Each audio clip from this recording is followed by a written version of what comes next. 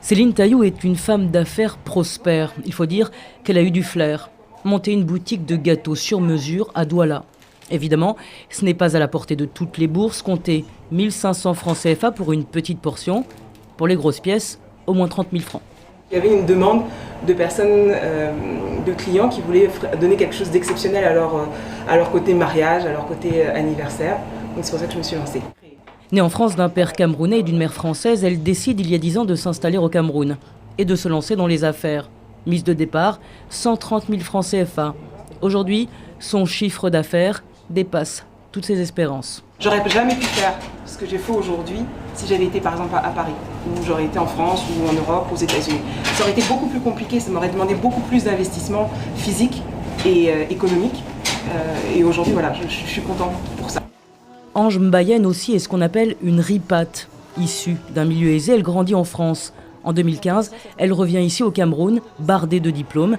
Avec en poche 20 millions à investir, elle se lance dans le maquillage pour une clientèle là aussi qui en a les moyens.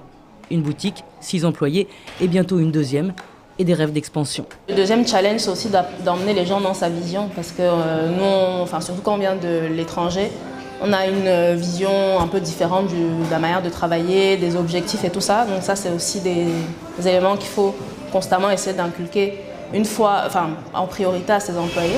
C'est comment les gars? La forme? Philippe Nkoya, lui, vient d'une famille plus modeste. Après une formation en France, il revient et lance sa start-up d'archivage numérique. C'est un carton. Au bout de 6 ans, une quarantaine de clients et 30 employés. Et une vision sociale de son métier.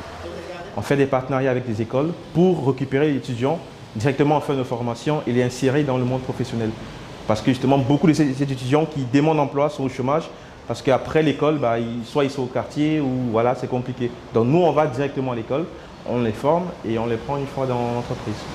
Investir au Cameroun, pour ceux qui en ont la formation et les moyens, peut s'avérer une véritable aubaine, même si les entrepreneurs se plaignent des lourdeurs administratives et surtout des taxes. Le Cameroun fait partie des 10 pays africains dans lesquels la pression fiscale sur les entreprises est la plus élevée.